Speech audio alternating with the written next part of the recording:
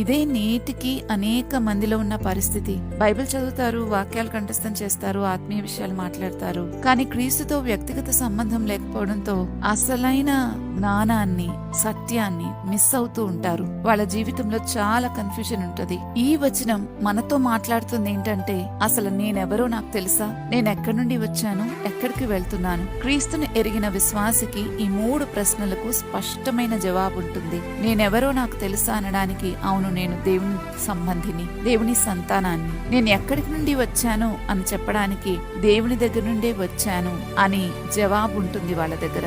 ఎక్కడికి వెళ్తున్నాను అనే ప్రశ్నకు, ఈ లోకంలో దేవుని చిత్తాన్ని నెరవేర్చడానికి పిలువబడ్డాను, నా అంతిమ గమ్యం పరలోక రాజ్యమే, నిత్య జీవమే అని స్పష్టమైన సమాధానం వారికి ఉంటుంది. కాబట్టి వారికి ఎలా బ్రతకాలో తెలుసు, దేన్ని వదులుకోవాలో తెలుసు, దేన్ని చేపట్టాలో తెలుసు. ఈ సత్యమంతా తెలిసిన వాడు లోకంలో ఎలా ఆలోచించినా తన గుర్తింపును మాత్రం కోల్పోడు. మనుషుల ప్రశంసలకైనా విమర్శలకైనా బానిస కారు. చాలా మంది నేడు అటువంటి అడిక్టివ్ పర్సనాలిటీని చూపించడం మనం చూస్తూ ఉంటాం. అంటే మనుషుల ప్రశంసలకి విమర్శలకి బానిస అయిపోయిన వారు.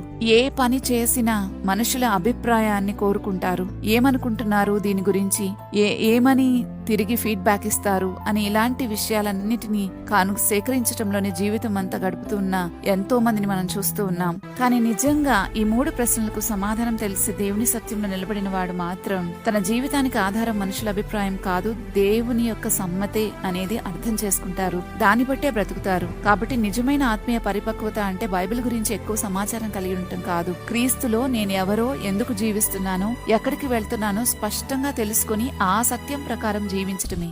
ఈ మెసేజ్ మీరు పూర్తిగా వినాలి అని అనుకుంటే కింద లింక్ ఇచ్చాము.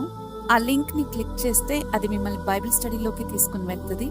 అక్కడ పూర్తి మెసేజ్ ని వినగలరు.